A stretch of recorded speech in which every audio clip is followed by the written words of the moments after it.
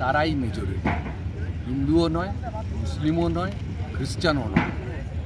পপুলেশনের প্রায় 70% হচ্ছে scheduled caste, scheduled tribe, minority বা ওয়ার্কিং পিপুল বলতে যা বোঝায়। এখন এই 70% ওয়ার্কিং পিপুল এরাই এই পরিস্থিতিতে সব থেকে বেশি শোষিত, সব থেকে বেশি অবহেলিত। বঞ্চনাও এদের উপরে পাহাড় প্রমাণ। আর প্রত্যেকটা ক্ষেত্রেই এদেরই সাফার করতে হয়।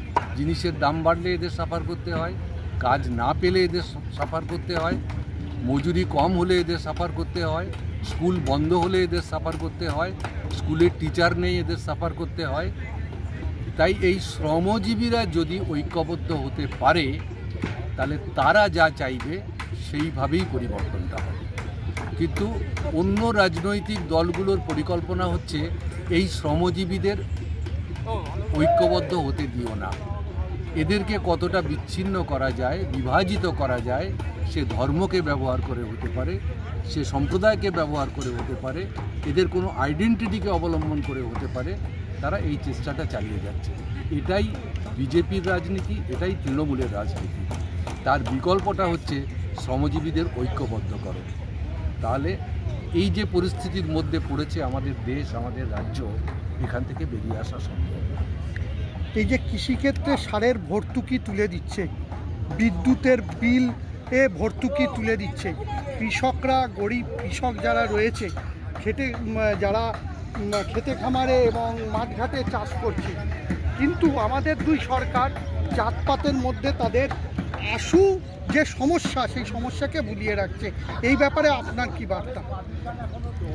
যখন আমাদের দেশে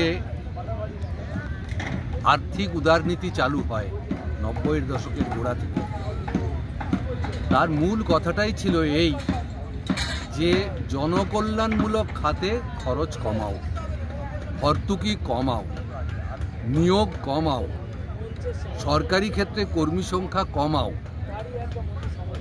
আমদানি নির্ভর হবে তোমার দেশ, রপ্তানির দিকে যাওয়ার দরকার নেই, যা আমার প্রয়োজন নেই তাও আমাকে আমদানি করতে হবে, মুক্ত বাজার।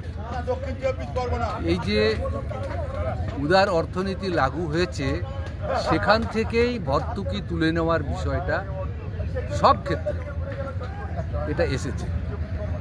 আমি সেই জন্যই প্রথম যেটা বললাম আপনাকে, আক্রমণ সব থেকে বেশি এই অংশের উপর।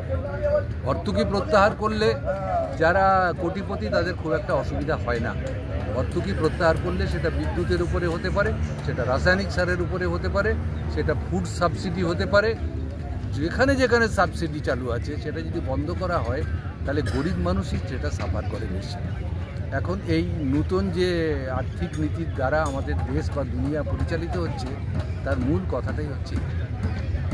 আপনার কাছে শেষ প্রশ্ন, কালকের ব্রিগেড থেকে কৃষক এবং ক্ষেত মজুরদের কি বার্তা আপনারা দিতে চাইছেন?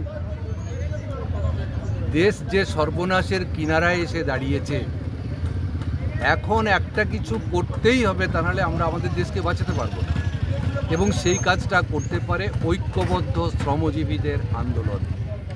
আমরা শ্রমজীবীদের কাছে এই বার্তাই দেব, জাত নয়, ধর্ম নয়, সম্প্রদায় নয়, প্রলোভন নয়, আর এই সোশ্যাল সুরক্ষার নামে যে ধরনের আর্থিক সুযোগ সুবিধা দিয়ে মানুষকে প্রলুব্ধ করা হচ্ছে, এটাও নয়। আমাদের ঐক্যবদ্ধ হতে হবে, আমাদের বাঁচার লড়াইকে শক্তিশালী করতে হবে, এবং সেই ঐক্যবদ্ধ লড়াই আমাদের আগামী দিনে বেঁচে থাকার পথ দেখাতে পারে। ধন্যবাদ আপনাকে চিন্তানের